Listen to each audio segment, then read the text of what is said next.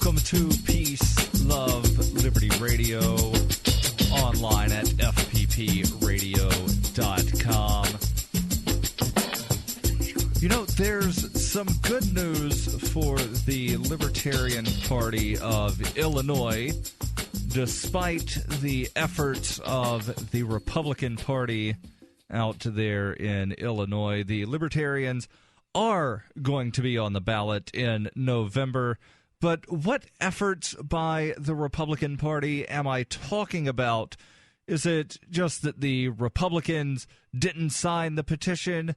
Did the Republicans challenge their petitions like the Democrats did to the Green Party? No. The Republicans in Illinois, they went a little further. I have a story here from the Chicago Sun-Times that was written earlier in the week that says a couple months after Julius Hooks signed a political party's nomination petition, a man with a gun walked up to him as he left his home in Oak Park. The man said he was a private investigator. He told Hooks the petition he had signed was fraudulent and asked him to sign something. Hooks hastily agreed to sign the paper. He says, "I didn't have time to fully review the document because the man with the gun instructed me to sign it, and I was afraid of him and what he might do if I refused." This isn't something out of a V.I. Warshawski novel. It's part of the behind-the-scenes legal maneuvering that Democrats and Republicans alike are engaging in to help boost their chances for their candidates for governor in November. Expensive TV ad buys might help determine the race's outcome, but supporters of Governor Pat Quinn and Republican challenger Bruce Rauner are also quietly working to ensure that no third-party candidate has the chance to tilt the outcome in a tight election. A Green Party candidate likely would not take most from the incumbent, a Green Party candidate likely would take votes mostly from the incumbent, so Democratic Cook County Recorder of Deeds Karen Yarborough challenged the validity of their petitions. A hearing officer for the state elections board found that the Green Party failed to collect the minimum required number of 25,000 nominating signatures. Quinn's proxies are also winning another shadow battle by helping the Libertarian Party's candidates stay in contention. Republicans are trying to knock the entire Libertarian slate for statewide offices off the ballot, reasoning that they would undercut Rauner. Allow me to pause for a moment and just briefly dispel the myth that Libertarians take mostly from Republicans. There have been numerous what do they call the same day election poll? The polls where people after they vote, the exit polls. There have been numerous exit polls that show that the plurality of people that vote for Libertarian candidates had either not voted in the past or had only voted for Libertarian and independent candidates. It's approximately 22% of people that vote Libertarian that state that they had previously voted for Republicans, and 27% of people that vote for Libertarians say that they had previously voted for Democrats. So the exit poll numbers, they don't lie. Those numbers dispel this myth that Libertarians pull votes from the Republicans, but it's one of those myths that it's beneficial for the Republican Party to perpetuate the myth. It's beneficial for them to keep off any competition because they don't want people to actually know that they support big government just as much as the Democrats do. The claim is that Republicans are for smaller government, but the truth of the matter is when you look at the policies that have been implemented by Republicans, for example, the first 6 years of the George W. Bush administration, Yeah, look at those policies. Those were not small government policies that got implemented during the first 6 years of the Bush administration. And why do I special out the first 6 years of the Bush administration? Well, because it was during the first 6 years of the Bush administration that the Republicans controlled the House, the Senate, and the White House. It was in the last 2 years that the Republicans wound up losing control of one of the two houses of Congress. So back to the article here. It says, a state hearing officer recommended last week that the Libertarians be allowed to run because they got enough valid signatures.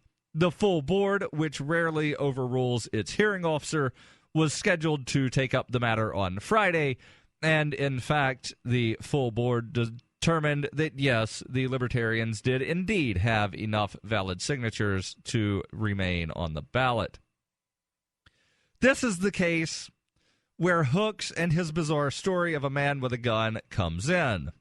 Hooks had signed a petition for the Libertarian Party in May. He recanted his story in an affidavit that the man with the gun had him sign. But then Hooks swore a second affidavit saying that he did not mean what he said in the affidavit that was presented to him by the man with the gun. According to the most recent version of his story, Hooks says, on or about July 20th, I was exiting my house when a tall Caucasian man and woman approached and startled me. The man had a gun, which was visible. They told me that the woman who had circulated the petition sheets that I had signed had violated the law because she had obtained too many signatures and was thus committing fraud. I was then given a piece of paper and told to sign.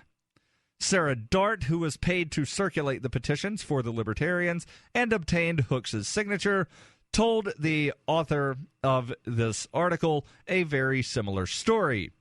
Dart says a private investigator named Carlos Rodriguez contacted her, asking about a missing girl who knew someone she supposedly knew. She believes that story of the missing girl to be a ruse. When she met Rodriguez, Dart says he confronted her with a stack of petitions and asked her to admit that the signatures for the Libertarians were obtained fraudulently. She refused, and the state's hearing officer later found that her signatures were legitimately gathered. Dart says Rodriguez displayed a holstered gun when he met her. He gave her a business card showing that he works for Morrison Security in Alsip, Illinois. The company's owner is the Palos Town Republican leader, Sean Morrison. Morrison did not return calls to the Chicago Sun-Times, and a spokesman for Republican gubernatorial candidate Bruce Rauner said to ask the Republican Party about anything having to do with the petition challenge. A party spokeswoman confirmed that lawyer John Fogerty hired Morrison Security to help with the case against the Libertarians. The Republican spokesman, Andrew Wellhouse, said their private investigators are licensed to carry firearms and often do so in areas they consider dangerous. In an interview with Hooks, he said the Republicans' methods for trying to undermine rival petitions had him nervous. Quote, I didn't quite know what was going on. Next time someone asks me, I'm not signing nothing. I don't care what the petition is for. So there you have just one example of some of the dirty tactics being used by the major parties to keep off the minor party challengers. And, well, based on the story of at least one individual, he's never signing a petition for anything ever again. So it seems to me that the Republicans were at least partially successful in that they have scared some people from trying to support libertarians in the future, at least with a signature on a petition. And, of course, unless they get enough votes in Illinois in the upcoming election, they'll have to wind up collecting petitions again in the future. Stay tuned to Peace, Love, Liberty Radio online at fppradio.com.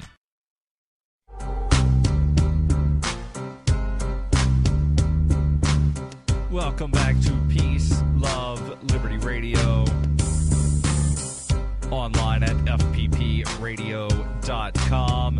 Now, I've got an interesting article that I will get into here in just a moment, where a police officer has written an article where he explains how to not get shot, tased, pepper sprayed, struck by a cop, thrown to the ground, or arrested during a traffic stop. And some of it I agree with, some of it not so much. And I'll get into that momentarily. But first, I want to make sure that I tell you about Coinbase. Coinbase is a safe, secure online Bitcoin wallet, but Coinbase also allows you to do merchant services. So if you have a store of some kind, even if it's just an online store, or if you have a physical location, you can accept Bitcoin using some of the tools that they have there at Coinbase. And you can get started at coinbase.fppradio.com. The fees are minuscule for transferring money from your Coinbase account, or rather the Bitcoin from your Coinbase account into your bank account, because they do allow you to connect a bank account so that you can buy and or sell Bitcoin. The fee for doing so is 1% plus a 15-cent bank fee. So that is well under a third of what the credit card companies charge you just to accept a payment. And Coinbase, for payment acceptance, has no fees on the first $1 million worth of transactions. You heard that correctly. No transaction fee on the first $1 million worth of transactions that you do if you are using the merchant services there at Coinbase. Again, you can get started at coinbase.fppradio.com. So there's an article here from someone who, according to the Washington Post, is a 17-year veteran of the LAPD and is also a professor of Homeland Security at Colorado Tech University. His name is Sunil Datta, and he writes, a teenager is fatally shot by a police officer. The police are accused of being bloodthirsty, trigger-happy murderers. Riots erupt. This, we are led to believe, is the way of things in America. It is also a terrible calumny. Cops are not murderers, he writes. He says, no officer goes out in the field wishing to shoot anyone armed or unarmed, and while they're unlikely to defend it quite as loudly during a time of national angst like this one, people who work in law enforcement know they are legally vested with the authority to detain suspects, an authority that must sometimes be enforced, regardless of what happened with Mike Brown. In the overwhelming majority of cases, it is not the cops, he writes, but the people they stop who can prevent detentions turning into tragedies. So let me just pause real quick and say this. During the 2008 Democratic National Convention in Denver, Colorado, the police officers in Denver had T-shirts made up that showed several police officers holding nightsticks or billy clubs with the slogan, I wake up early to beat the crowds. And basically, for those of you who need the visual, they were making light of police abuse. I wake up early to beat the crowds. And it had a police officer holding a billy club. Some of them, it appeared, were striking someone. But of course, it's an image that isn't moving, so you have to use your imagination of what is being portrayed. But the motion, or rather the angle of the arms, they were making fun of police abuse. There have been other police officers who have made statements about wanting to crack some skulls. And I'm sorry, but when you say something like that, you can't then turn around and say, I didn't mean to kill anybody today. No, when you are saying that you are going to go beat people and commit acts of physical violence because you can, and you want to, quote unquote, crack some skulls, you can't then turn around and say, just doing my job. No, you intended to do those things. He continues by writing, working the street, I can't even count how many times I withstood curses, screaming tantrums, aggressive and menacing encroachments of my safety zone, and outright challenges to my authority. In the vast majority of such encounters, I was able to peacefully resolve the situation without force. Cops deploy their training and their intuition creatively, and I wielded every trick in my arsenal, including verbal judo, humor, warnings, and ostentatious displays of the lethal and non-lethal hardware resting on my duty belt. One time, for instance, my partner and I faced a belligerent man who had doused his car with gasoline and was about to create a firebomb at a busy mall filled with holiday shoppers. The potential for serious harm to the bystanders would have justified deadly force. Instead, I distracted him with a hook about his family and loved ones, and he disengaged without hurting anyone. Every day, cops show similar restraint and resolve incidents that could easily end up in serious injuries or worse. And I'm not denying this. I don't think anybody is denying that sometimes cops do go into a situation that could be very bad, and they come out of the situation in a less bad manner than it could have been. Sometimes there's even a good ending to a situation, such as this, where the guy had poured gas on his car and they were able to disengage and get him to presumably not light the car on fire, presumably without violence, because it doesn't mention anything about, and after I said something about his family, my partner tackled him and busted his head open. It doesn't say that. So, presumably there was no initiatory force or defensive force or any other kind of force that one could imagine. He continues, sometimes, though, no amount of persuasion or warning works on a belligerent person. That is when cops have to use force, and the results can be tragic. We're still learning what transpired between Officer Darren Wilson and Mike Brown, but in most cases, it's less ambiguous. And officers are rarely at fault, he writes. When they use force, they are defending their or the public's safety.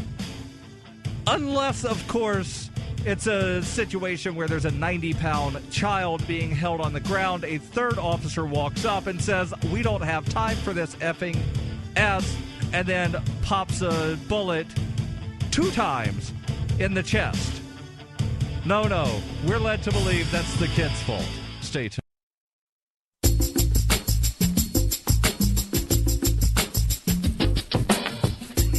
Welcome back to Peace, Love, Liberty Radio, online at fppradio.com. So I've got an article here written by a 17-year veteran of the LAPD and also a professor of Homeland Security at Colorado Tech University. His name is Sunil Dutta, and he is defending the police, as is expected from someone who was a 17-year veteran of the Los Angeles Police Department. He's saying that cops aren't murderers, that whenever they use force, they are defending theirs or the public's safety.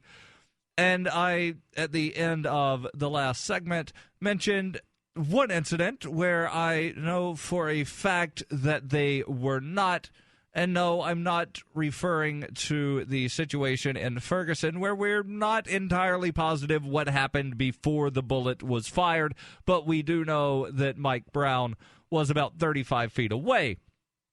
No, I'm referencing a situation to where there was a father who called the cops on his 16-year-old son, and the 16-year-old son weighed about 90 pounds, and he was having some kind of a fit, and I forget, the specifics of why the father felt the need to call the cops on his son, but the cops show up. The first two officers come in. They have the child restrained on the ground. A third police officer walks in, asks a question. The father tries to answer. The kid, because he's being held down by a couple of men, he's sort of squirming. And, I think he was having trouble breathing. And the third officer says, "We don't have time for this effing S," and then shoots the kid twice in the chest. Now, you're going to somehow tell me that that was necessary to defend the safety of the police officer or the public? I contend that no, it was not, that was a police officer that just wanted to kill someone. Now, I could be wrong, but based on the evidence that has been presented, not only by the father, but also the testimony of the two other officers involved, yes, it seems as though the third officer just wanted to kill someone. There have been other stories recently to where within 15 seconds of responding to a scene, police officers opened fire. I don't recall what the situation was, but I know that it did not involve someone with a weapon. It just, involved someone that was doing something, and the cops show up. 15 seconds later, they start shooting. So, back to the article here. The author says, even though it might sound harsh and impolitic, here's the bottom line. If you don't want to get shot, tased, pepper sprayed, struck with a baton, or thrown to the ground, just do what I tell you. Don't argue. Don't call me names. Don't tell me I can't stop you. Don't say I'm a racist pig. Don't threaten that you'll sue me and take away my badge. Don't scream that you pay my salary, and don't even think of aggressively walking towards me. My field stops are complete in minutes. How difficult is it to cooperate for that long? He asked. Well, and I kind of understand here, because I've been pulled over several times, and I always make sure that my hands are in clear sight so that the police officer does not think that I am reaching for some kind of weapon, because I don't want to wind up being shot. I don't want anything bad to happen to me when I interact with the police, and I would say that 90% of my interactions with the police are in situations where I do not want to be interacting with the police. So I can, on the one hand, understand where this police officer is coming from, but to say, do whatever I tell you, well, now you're crossing the line. Because there are times when police officers tell people to do things that the officer clearly does not have the authority to tell them to do. But he continues. And you will see, as I continue reading this article, you will see his cognitive dissonance to where he says, do whatever I tell you, but at the same time, you have a right to refuse. So allow me to continue. He says, I know it's scary for people to be stopped by cops. I also understand the anger and frustration if people believe they've been stopped unjustly or without a reason. I'm aware that corrupt and bully cops do exist. When it comes to police misconduct, I side with the ACLU. Having worked as an internal affairs investigator, I know that some officers engage in unprofessional and arrogant behavior. Sometimes they behave like criminals themselves. I also believe every cop should use a body camera to record interactions with the community at all times. Every police car should have a video recorder. This will prevent a situation like the Mike Brown shooting, about which conflicting and self-serving statements people allow themselves to believe. And you don't have to submit to an illegal stop or search. You can refuse consent to search your car or home if there is no warrant, though a pat-down is still allowed if there is cause for suspicion. Always ask the officer whether you are under detention or free to go. Unless the officer has a legal basis to stop and search you, he or she must let you go. Finally, cops are legally prohibited from using excessive force. The moment a suspect submits and stops resisting, the officer must cease the use of force. It continues, but if you believe or know that the cop stopping you is violating your rights or acting like a bully, I guarantee that the situation will not become easier if you show your anger and resentment. So he says that you can refuse a search and that you don't have to do something that violates your rights if the officer tells you to. But he also previously says, don't argue. And a police officer is going to see you refusing a search as argumentative, even if you say it in a very calm manner.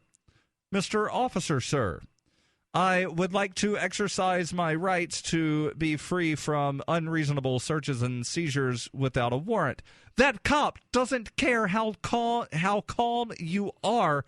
That police officer is going to see your refusal of what he wants as you initiating an argument with him, and that is just going to further escalate, according to what this officer is saying, of if you argue, then it makes things worse. He continues, and this is something that I completely agree with. Initiating a physical confrontation is a sure recipe for getting hurt. Yes, I agree. Never push a cop. Don't do it, because they will likely kill you. Police are legally permitted to use deadly force when they assess a serious threat to their or someone else's life. Save your anger for later and channel it appropriately. And again, this is something that I disagree with coming up. He says, do whatever the officer tells you, and it will end safely for both of you. We have a justice system in which you are presumed innocent. If a cop can do his or her job unmolested, that system can run its course. Later, you can ask for a supervisor, lodge a complaint, or contact civil rights organizations if you believe your rights were violated. Feel free to sue the police. Just don't challenge the cop during a stop. Well, again, he says you have the right to refuse a search that you believe to be unreasonable or unlawful, but don't challenge the cop. Well, how do you stand up for your rights during a stop without appearing to the police officer as though you are challenging that officer? There's a little bit more, and we'll cover that when we come back on Peace, Love, Liberty Radio, online at fppradio.com.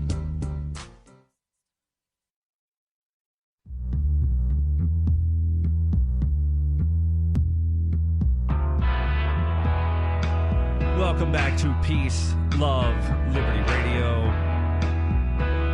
online at fppradio.com.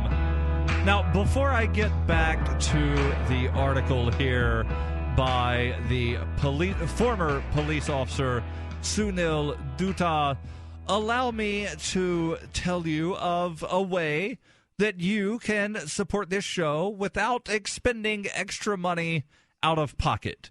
Yes, there are some ways in which you can support this show directly, but there are other ways in which you can support this show indirectly. One of those is to head over to shop.fppradio.com before you do some of your online shopping at Amazon.com. For instance, there is a iframe built into the site there at shop.fppradio.com, where you can purchase some items directly from me, paying, or rather, You can shop directly from Amazon with the iframe built into the page. There are books that I have published that are available there. You could also click the banner for the Bitcoin shop and buy books directly from me using Bitcoin. You can also click on some of the other affiliate links that I have, such as Coinbase, which I mentioned earlier, Amagi Metals, who recently announced that by the end of 2016, they will no longer accept the U.S. dollar as a form of payment, that they will only accept virtual currencies as a form of payment.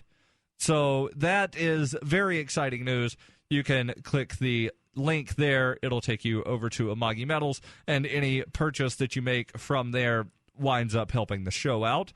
If you have domain needs, whether it is registration of a domain name or you need some web hosting or other domain services, maybe you have a domain and you're not happy with your registrar and you want to change registrars, maybe you want to add SSL or a WhoIsGuard to your site, you can head over to Namecheap using the link that I have.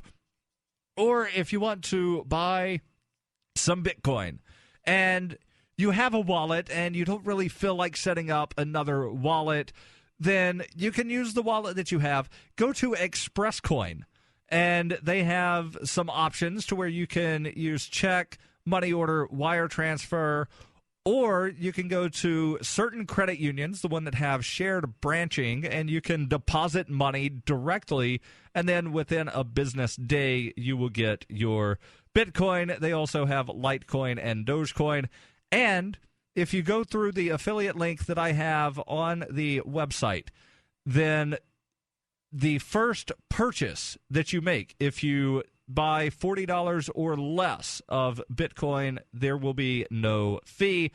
There's also a link to Virgin Mobile where you can purchase some cell phone service. Unfortunately, Virgin Mobile does not accept Bitcoin, Litecoin, Dogecoin, or any of the other cryptocurrencies, but I've been happy with their service for about 8 years, and they started up an affiliate program. You can click that link, and then they'll wind up sending me some kind of finder's fee for sending a new customer their way. All of that and more at shop.fppradio.com. So now back to the article from the former police officer Sunil Dutta, who is now a professor of Homeland Security at Colorado Tech University. He says, an average person cannot comprehend the risk and has no true understanding of a cop's job. Hollywood and television stereotypes of the police are cartoons in which fearless super cops single-handedly defeat dozens of thugs, shooting guns out of their hands. Real life is different. An average cop is always concerned with his or her safety and tries to control every encounter. This is how we are trained, he writes. He says, while most citizens are courteous and law-abiding, the subset of people we generally interact with every day are not the gentile types. Well, that implies that the people that are being interacted with by police officers are somehow, automatically criminals and dangerous people by their very nature. I certainly have not looked at the statistics in Los Angeles, but I know that in a lot of the country, the plurality of people that are being dealt with by the police are people that have created no victim, meaning that the largest percentage are people for drug offenses in which there was no victim, non-violent drug offenses, so possession of a substance. Open container is another one. In Keene, New Hampshire, I believe it was approximately 65% of all arrests and summonses that were given out in a particular year. It was the 12 preceding months just before September 2013. I've not looked at the statistics since, but I'm guessing it's probably not far off. About 65% were for offenses that had no identifiable victim. There were others in which there may or may not have been a victim. A lot of people for warrants that they didn't necessarily have why the person had a warrant. Someone being stopped and arrested for violating probation. And again, you don't know why the person was on probation. You don't know what they did to violate their probation. So those I put in the category of we're not sure. And then the other ones, the ones where you know that there is a victim, was a very small percentage of the arrest and summonses in Keene, New Hampshire. And I know in other places, it's going to be a little higher. But still, when you look at the statistics of people that are in jail and knowing that I think the number is somewhere right around half of all people that are currently incarcerated across the country are incarcerated for nonviolent drug offenses, then no, the average person that you interact with, Mr. Police Officer, is not some dangerous harbored criminal. It's an average person that just happened to have had a substance that you don't want them to have. It's somebody that was driving 5 miles over the speed limit. It was somebody that didn't have their seatbelt on. It was somebody that didn't use a turn signal or didn't turn on their turn signal exactly 300 feet before they made the turn, because that's actually the amount of feet you're supposed to turn the turn signal on. So if you turn it on at 200 feet before you make a turn, you could wind up getting some sort of citation for improper use of a turn signal. But back to the article here. He says let me just read that one more time. He says, while most citizens are courteous and law-abiding, the subset we generally interact with every day are not the genteel types. You don't know what is on my mind when I stop you. Did I just get a radio call of a shooting moments ago? Am I looking for a murderer or an armed fugitive? For you, this might be a simple traffic stop. For me, each traffic stop is a potentially dangerous encounter. Show some empathy for an officer's safety concerns. Don't make our jobs more difficult than it already is.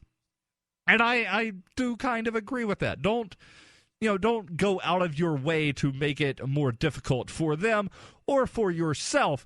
But at the same time, Mr. Police Officer, you have to understand that you are trained to think that everyone is somehow the bad guy. You are trained to think that everyone is out to hurt you. That is not reality. That might be your perception of reality. And I know they say that perception is reality, but it's not the way things actually are. He concludes by writing, community members deserve courtesy, respect, and professionalism from their officers. I completely agree. Completely 100%.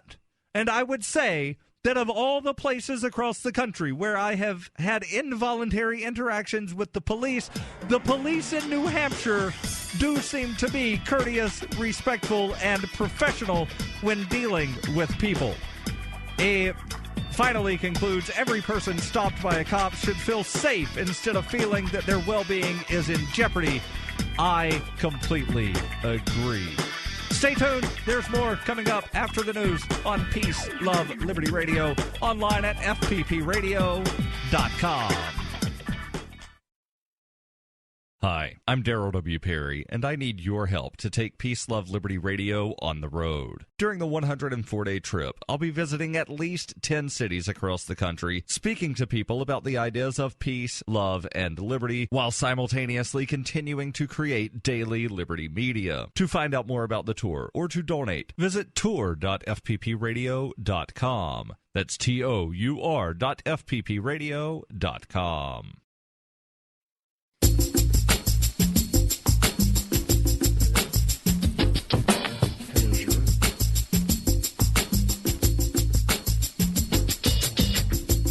welcome back to Peace, Love, Liberty Radio, online at fppradio.com. My guest this hour, because this is hour number 2, it's interview hour. My guest is none other than Michael W. Dean, the host and creator of the Freedom Feens. Michael, are you able to hear me? Yeah, what up, boy? Woot, woot. So Ian Freeman came in, and he had to push a single button about an arm's length away from me to be able to make it to where you could actually hear me.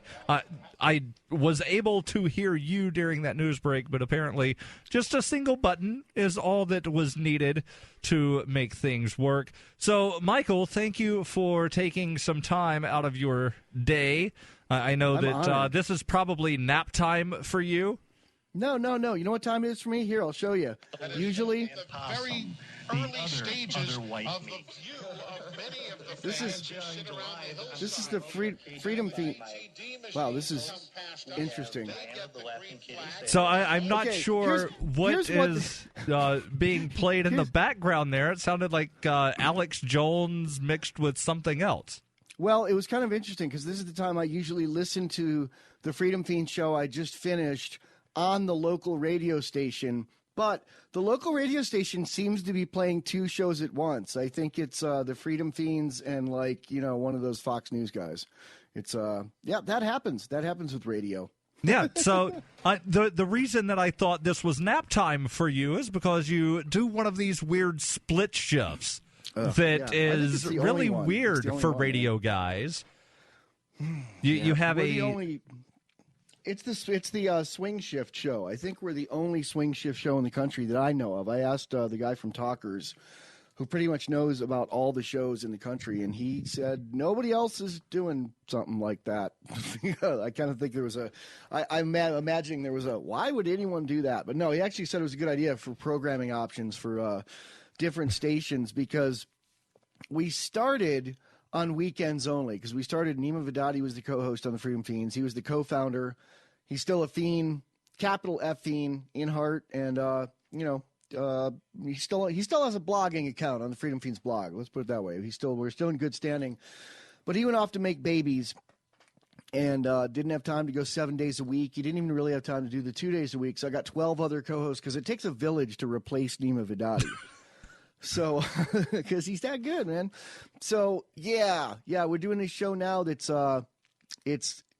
is the day when it switches around. We do the 12 noon, let's see, your time, it would be 1 to 3 East Coast. 1 to 3, and then 1 a.m. to 1 to 3 a.m. At night on Sundays. It's when it switches from one format to the other, and yeah, it's kind of tiring. Actually, Derek J has taken over for now the Sunday night shows, because Derek can't get enough radio. He's just addicted to it. And so I get to have that night off. I'm doing 5 shows a week live, and then cat herding 12 co-hosts. It's kind of the Liberty Journalism School community college classes. I'm kind of building the next generation of Liberty Talk people, I think.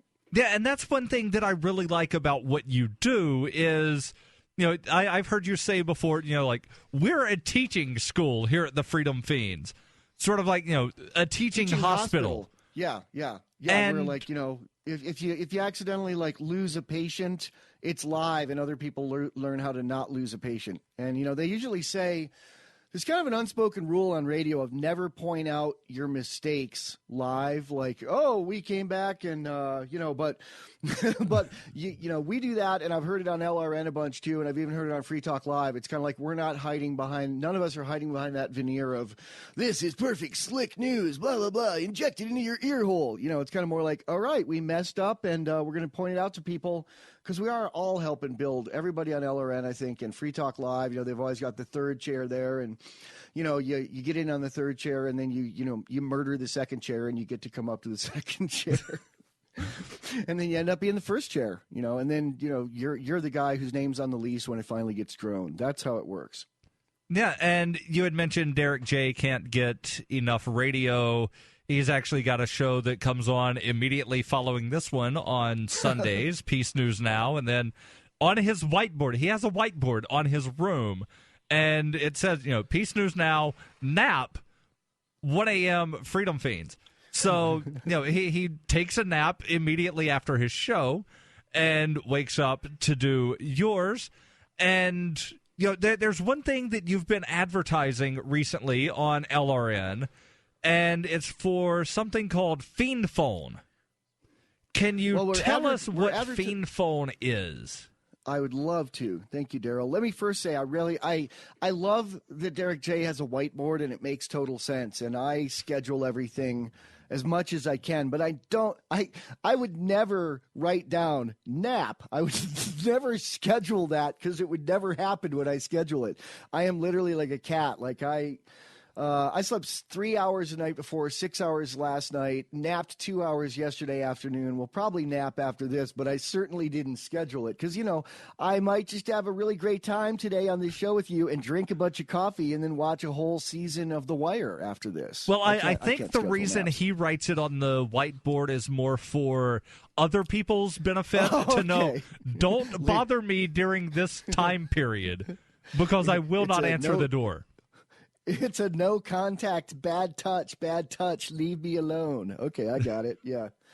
Yeah, and I just share the house with the wife, and we kind of treat each other's sleep as sacred. Like, I'm usually up in the middle of the night when she's sleeping, and I tiptoe around and, guard her. If the cats are getting restless, I go in and try to soothe them, and she does the same thing for me. And, there was a neighbor yelling to find his kids this morning, and I was asleep, and she said she almost went out and shushed the guy, but then he stopped. So, wait, you actually have neighbors? That is surprising. Yeah. I thought you lived like a mile and a half from the nearest person. Everybody thinks that because I introduced my show with, live from a windowless bunker. No, I have friends in Wyoming who live like you're talking about. And I don't try to present something that's not real. It's kind of a joke when I say it. But, I've posted pictures of me in front of my house before on the Facebooks or whatever. And you can see there's a house right next to mine.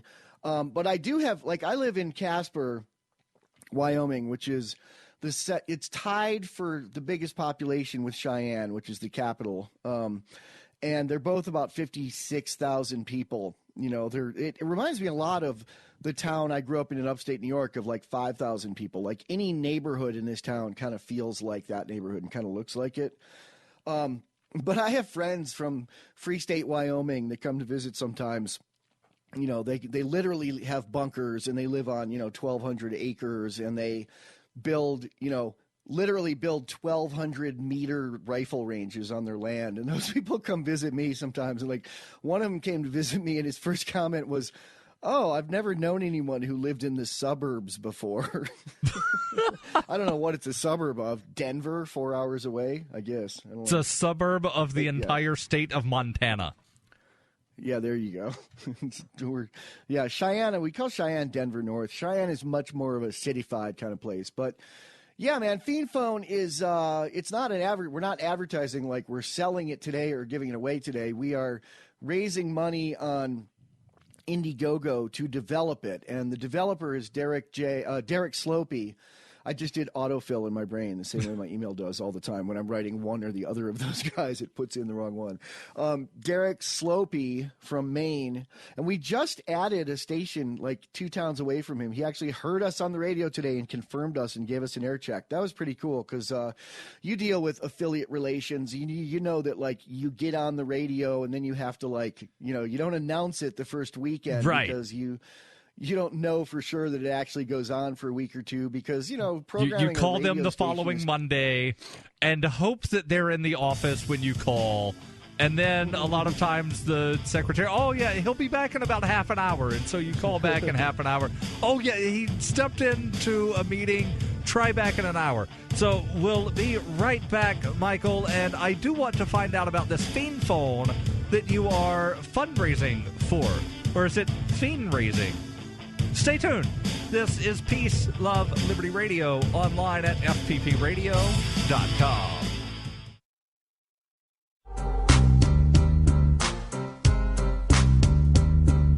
Welcome back to Peace, Love, Liberty Radio. Online at fppradio.com.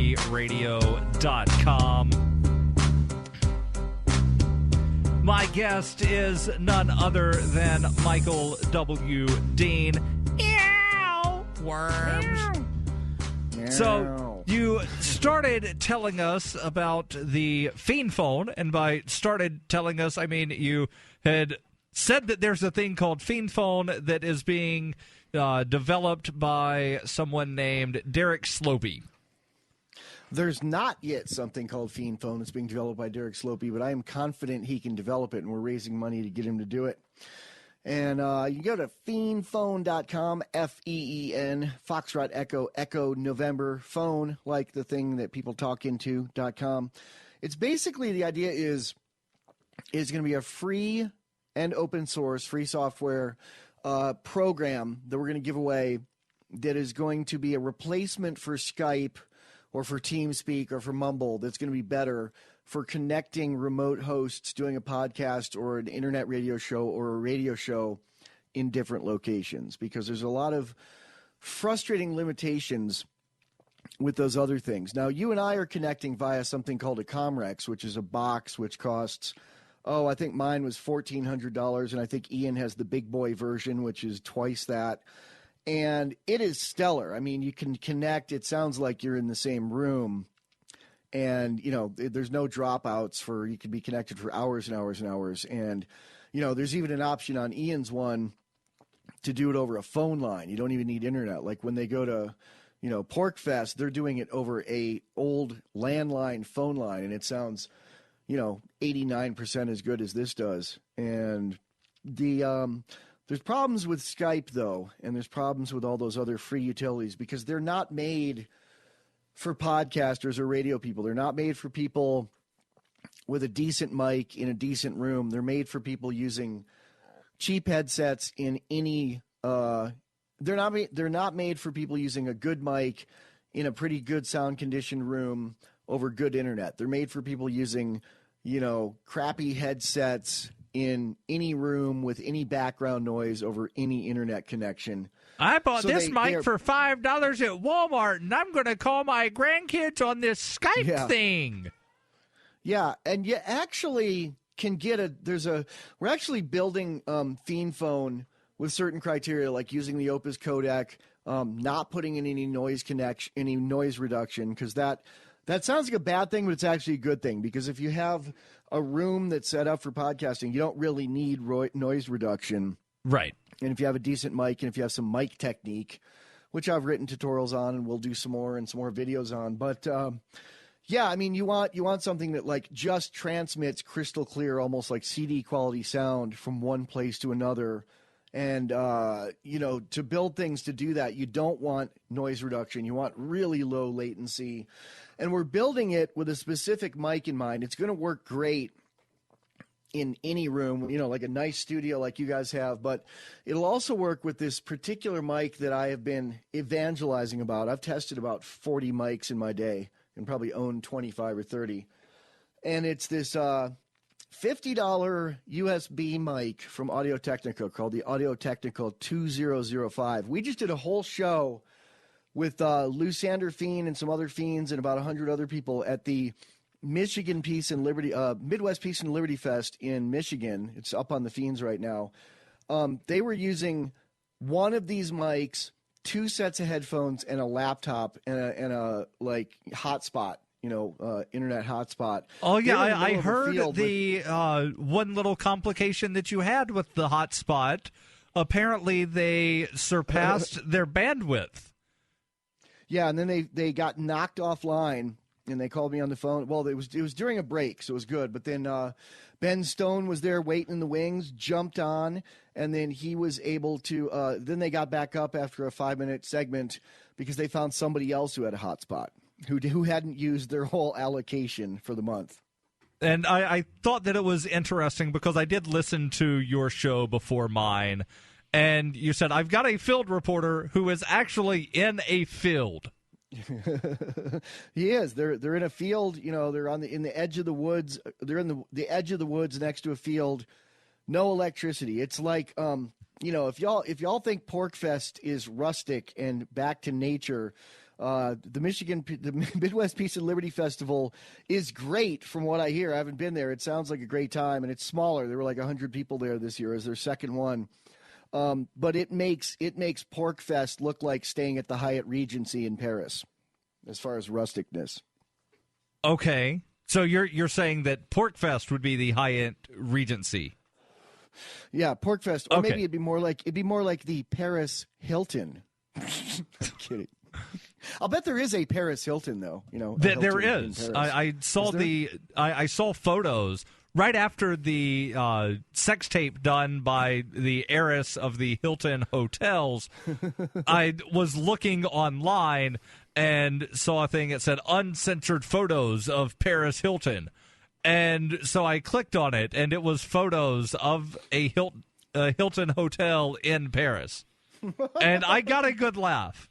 And I wasn't, I wasn't upset that I didn't actually get to see what I thought I was going to get to see. But when I did get to see what I thought I wanted to see, I was even more upset because it's not that great. Well, with free things on the internet, there is a free market exchange. It's not a social contract. It's a free market exchange. And if the amount of what you have to pay, which is your time to read the headline and click on it, is worth the payoff, which is chuckling to yourself, it's a good internet thing. Yes, it is. And speaking of things that are to be given away, did you finish telling me about the FeenPhone? I just have so much fun talking to you and just talking in general that it's hard to really get me to, I'm really bad at raising money because people have me on to like pimp my thing, and I end up wanting to talk about the Paris Hilton and memes on the internet. But it's in progress, and Derek's going to start working on it. We've raised about $800, I think, of the $20,000 we're trying to raise now. He is going to work on it if we don't raise the full amount, which should not discourage people from donating. Basically, what I think we're going to end up doing at this point, if we don't, I think there's 10 days left on the fundraising thing. We've raised about $850 maybe with the Bitcoin and cash, Federal Reserve cash. He's going to start working on it anyway and try to get a really stripped down, functional, working, like only does the basic, doesn't do everything it needs to do. It is going to connect two people to each other, but it's not going to have multiple accounts possible. It's not going to have different, variables in the criteria of the codec. It's not going to have password protection. It's not going to have encryption. It's just going to be proof of concept of, hey, you can do good audio with this from one person to another. And then we're going to have another fundraising if we don't raise enough on this one. Because, I got to pay this guy. I mean, I'm at this point, all the money's going to go in his pocket. I'm not even going to make anything for the administrating I'm doing or coming up with the idea or fundraising for it or naming it or doing the tutorials. Or all right, hold your thought, Michael. Hold your thought. We'll be back in just a couple of minutes on Peace, Love, Liberty Radio, online at FPPradio.com. Sure.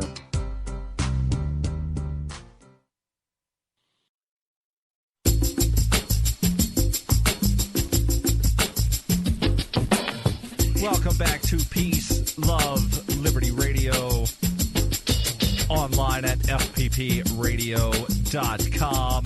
Now, before we get back to Michael W. Dean of the Freedom Feens, I want to make sure that I let you know about the great people over at Roberts & Roberts Brokerage. For over 35 years, since 1977 to be exact, Roberts & Roberts Brokerage has been a trusted source for buying and selling your investment-grade precious metals.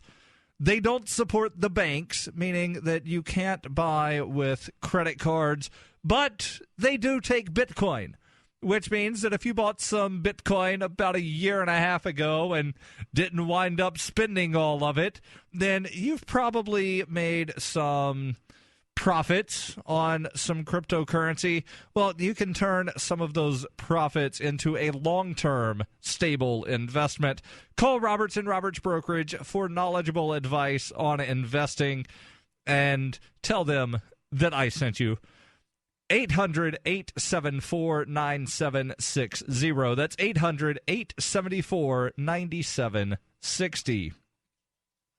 Michael Dean is my guest, and he's been telling me about the FeenPhone, and I think I found the campaign on the Indiegogo, although I'm not entirely sure the way the thing is showing up. There's only information about the people that have donated, and it shows some of the perks that are available, but it doesn't really have much information about the FeenPhone. Well, if you Googled it, and it probably went to one of the pages on there, and it's hard to get back sometimes when you come in that way. If you go to FeenPhone.com, FeenPhone.com, if you go to the About tab, it's all listed there, all the technical information. If you click on the link from FeenPhone.com and go to the Indiegogo page, it'll bring you to the front page of it, which has the About information on it. I can tell you a little bit more about it. If I'm only on for another 25 minutes, though, I would love to.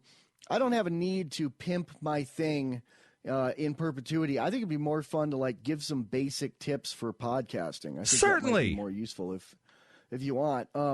Yeah, just go to FeenPhone.com and you can read about 2,000 words explaining it. I think I gave the elevator pitch of it already, which should be enough to get interested podcasters to go there if they're smart. Although the thing I find is that this is a complaint I have about Liberty people, myself included sometimes, is people are more likely to click on the thing that presents the problem, like, oh my God, we're all going to die, than to click on something that offers a solution, especially if the solution's free to you and it doesn't cost you money. You can get it eventually without money. People are like, oh, well, that must not be worth it or something. I don't know how it works. But, yeah, like I did, months of fundraising on and developing and working with Derek on the Meowbit project, which we completed. We have working software for viewing .bit Namecoin domains. And I found that a lot of people would be more likely to click on and share 800 shares of an article about something horrible, like, oh my God, Stefan Molyneux's YouTube was taken down. It's horrible. The government's coming for liberty. And, nobody wanted to reshare the, hey, everybody, we have a solution that helps keep you from having your stuff taken down by the government. People would rather react than do something sometimes. And that's not true of everybody, but it seems to be true on a lot of social networks. Well, it's the whole thing of if it bleeds, it leads. So people are people are going to go with the bad news. Absolutely true, man. Yeah, that's an old newspaper saying, if it bleeds, it leads. And it's true. Unfortunately, it's true. And so, yeah, man, podcasting. How long have you been podcasting? How'd you get into it, first of all? It's been about 3 years, I think. I started doing just a short weekly podcast about 3 years ago. Actually, would be 3 years and 5 days ago, if my math is correct. I started doing just like a short 5-minute a week podcast, sort of like, do you remember the thing that Ron Paul used to do called the Texas Straight Talk, where he would do like a weekly sort of address that was maybe 4 to 5 minutes? Yeah. So I started doing that, and it was something that, I actually have one of those degrees in broadcasting, and for about 13 years after I got the degree, I wasn't really doing anything with broadcasting. And yeah, that and $3 will get you a cup of coffee. Yeah. So it was one of those things of, hey, maybe I can try this podcasting stuff. And it's magical, isn't it? Magical. I think podcasting's magical, man. I love it. Yeah. So started recording in my apartment in San Antonio at the time, and I had no real audio software to speak of. So what I would do is press record on the like default sound recorder that was on the Microsoft sound recorder. Oh, hell no. I've not used Microsoft in years. Whatever was default on the Linux machine that I had. Okay. And because I had no way to edit the thing, if I goofed up, I had to stop and start over.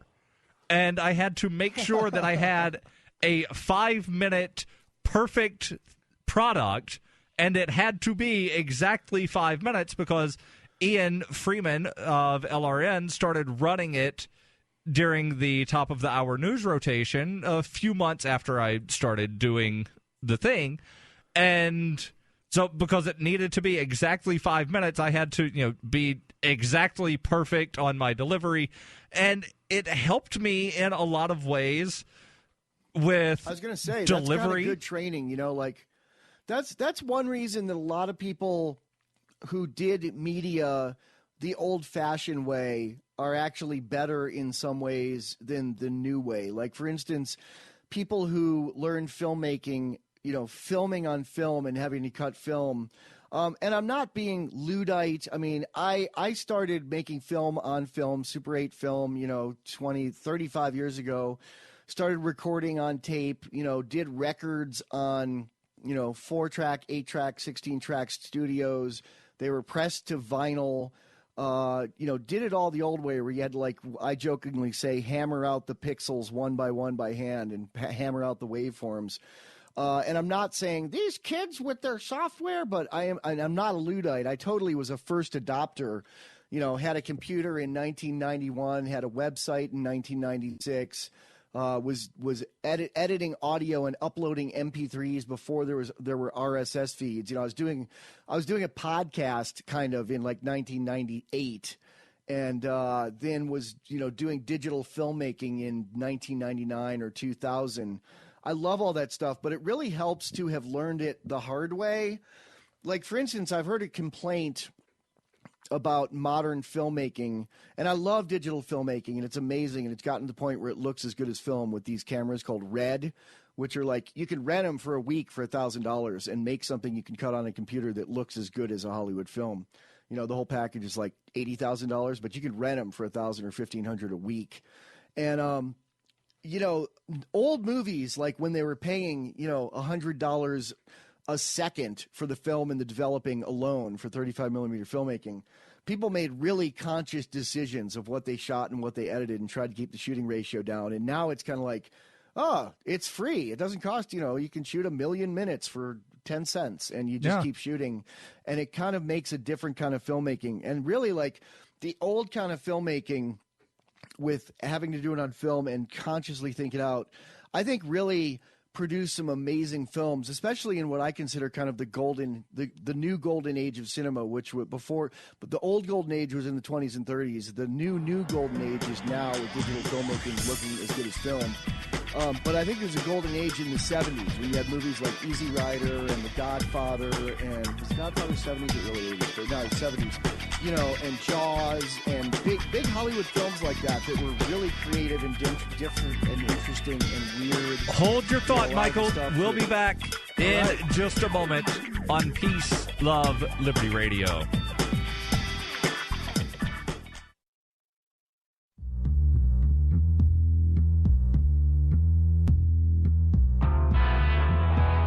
Welcome back to Peace, Love, Liberty Radio. Online at fppradio.com. We're in the final segment of this episode, and Michael Dean from the Freedom Feens is my guest. Michael, give everybody a big hearty worms. Worms. I want to make it clear, too, that we're having a little technical difficulties, and I cannot hear the feed. I usually can when connected to LRN or GCN, and that's why I'm talking to the end, and you're having to jump in and save it. I'm usually better than that. When I have the feed, I'm better at it than that. I know. And you know, but the listeners don't know. Right. But this seems to be a standard thing because most of the guests will come on either on the phone or on Skype, and they can hear the bumper music. They just don't know that means to be quiet. So it's a normal thing for me to tell them, all right, hold your thought. But I know, you're a lot more professional than most, so you know that bumper music means, all right, start to wrap things up. You just can't hear it. While it's a technical difficulty for you, it's not something that the listeners would normally realize is a technical difficulty for the guests. They might, though, and this is a teaching hospital, so I'm pointing it out. And it's, and I also don't want them to think you're rude by jumping in and cutting me off, too. It's how radio works. Yes. We connect to the network. We hear the same thing you all are hearing when the commercials are playing and when it goes in and out of it with music. And the music is our cue to kind of wrap it up, going out, and then to bring it in, coming in. So we only got a couple of minutes left. I've really not talked about podcasting at all. Let me just spew through some kind of one-liner suggestions with podcasting and go for it. Comments on them. How's that? My first one would be, don't name your show anything with the word daily, weekly, or at night or after dark. Yeah, and you learned that one the hard way, from what I understand, because you did a show at night and you called it After Dark, and some of the stations were like, well, we want to play it, but we need it to be during the daylight hours, which technically, for those of us that are, like grammar Nazis, daytime is after dark. Nighttime isn't after dark because it's still dark at night. That's funny. I never actually thought of that, although I do think a lot about these days about when a new day begins and one ends, because we're on radio, and it's the wackiest schedule, the Freedom Feens, to try to describe the nighttime show to people, especially if they don't work in radio, but even if they do, because, it starts Central Time. The first one of the week is Monday at midnight, which is really Sunday night. Like, I eat dinner Sunday night, then I stay up, drink some coffee, and do the show. But it's, it's technically the Monday show. So It's kind of hard to describe to people. Like, if you look at the GCN weekly schedule, we are the first Freedom. We're the top left of the whole week. It's the show that starts the week. But, don't call your podcast something like daily or weekly. I wouldn't even put the word podcast in the name because, I have all these old bumpers and liners that are great that I recorded for the podcast that say, you're listening to the Freedom Feens podcast. And I really worked hard on them with the music and everything. And I can't really use them on the radio show. If they just said, you're listening to Freedom Feens, I could absolutely use them on the radio show. So consider the possibility of it may grow to being on radio someday. I also would. Just real quick, since you had mentioned the bumpers and liners and promos that you had where you worked hard, and I completely understand because I've done things that are similar, and you do put a lot of effort in. And I've noticed that one thing that helps is if you save the audio as one file, just the spoken audio as one file, and then you have your bumper music as another. And then if you need to go and change it, you're not having to completely re-edit the entire thing. Yeah. I would also say create and edit all of your podcasts as WAV files or AIFF, uncompressed audio, and then make an MP3 of that. Don't save to MP3 and then make an MP3 or anything like that, because every time you make an MP3, it degrades it. If you're using music, try to get the WAV file of it or strip it off of a CD rather than using an MP3, because it's easier, because it'll be lower quality when you make another MP3 out of it. I would also recommend saving the WAV files of everything you ever make, even though it's kind of data intensive. But, you can buy a little USB hard drive for $80 now that'll hold a terabyte, which is a lot of even WAV file large episodes. Because, first of all, you never know if, later you'll find out something you said is wrong and you want to correct it, and you'll have the WAV file to do it from. Or if somebody wants to make a promo, or you want to make a promo from something from it. Or if somebody comes up with, if 10 years from now or 5 years from now, Opus files are the default instead of MP3s, and everyone's like, MP3s? What are you talking about, Grandpa? To where you actually want to re-encode everything as the higher quality, lower file size. You'll have the waves to do it from. So always keep the waves. That's another advice I'd have. Okay. What else? Don't do a podcast like on one of these sites where you don't actually host it and they put ads on it. I don't even know what they're called, but there's people who say, check out my podcast, and you go and it's like there's a bunch of ads for something else, and the show starts with an ad for "You're listening to Blog Talk Radio," and it's encoded at like 16K and sounds horrible. It doesn't cost that much to do it right. Like a $50 mic, $180 a year, HostGator account through the Freedom Feens affiliate link at freedomfeens.com over on the top, on the bottom right corner. And I recommend them because I use them. We've actually outgrown them, so we're moving to a co-located server soon. But they're great for we're a pretty popular podcast. We've been around 3.5 years, and it's only now that I'm having to step it up and move to a co-located server. So they'll do for a while. Make a WordPress blog, put an RSS feed on it, put the MP3 enclosures in the RSS feed, and please, people, put the RSS feed with an RSS image so you know what it is in the top right corner of the blog. That's where people go to look for it. That's how they know it's audio. Have an audio player on each episode, but also have an RSS feed. Most people go to a website they like once and subscribe to it and never come back to the website. If it's not a social networking kind of site, right? They want to just subscribe to it, and they get your media from their iTunes or their Chrome robot turd, man. So make sure that RSS feed is very visible and easy to find. I can't count the number of podcasts that are either not even podcasts. They're just a collection of shows on SoundCloud, and they don't even have their own domain. So I'm not going to say who does that. I know someone who does that.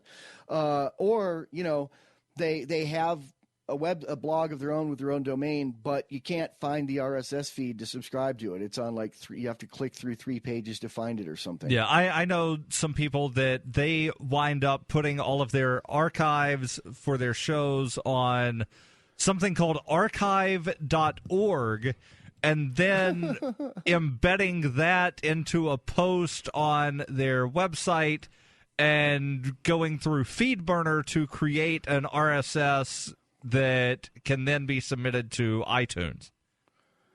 Yeah, I would recommend, don't use a lot of third-party services that you depend on. Host it on your own site, host your feed on your own URL. I don't go through FeedBurner. I originally didn't because I was like, they could go out of business, and then everyone will be subscribed to that, and they'll lose my subscription and have to find it again, and most people won't. But they've been bought out by Google. But, even though it's successful, Google's unbelievably successful, they do occasionally cancel services. So the Google Reader that I just absolutely loved. I loved it. And now I wind up using Dig Reader because Dig, who didn't have an RSS reader before Google Reader went away, decided, hey, here's an opportunity to get people to come to our website. Yeah, so I guess the bottom line of what I'm saying real quick would be build your own empire on your own site. Don't be a product for a free service on someone else's site. I would completely agree. Don't be a product for a free service. Blog Talk Radio, I know some people that do shows on there, and I have tried to tell them, get away from Blog Talk Radio. SoundCloud is not that expensive. And I know that I'm going against your advice, but, for file storage. I didn't say don't store on SoundCloud. I was thinking of Brian Sovereign. I'll just say it to give an example. He's a great guy, but I don't think he even has a domain. It's just like a SoundCloud page. I don't think there's even an RSS feed, or it's not easy to find. You want to he should have briansovereign.com and then put an RSS feed with those links to the SoundCloud enclosures. I will pass that info along to Brian. I will see him tonight. Michael, thank you for being on the show, and you can find all of the archives and the RSS feed on the front page of FPPradio.com.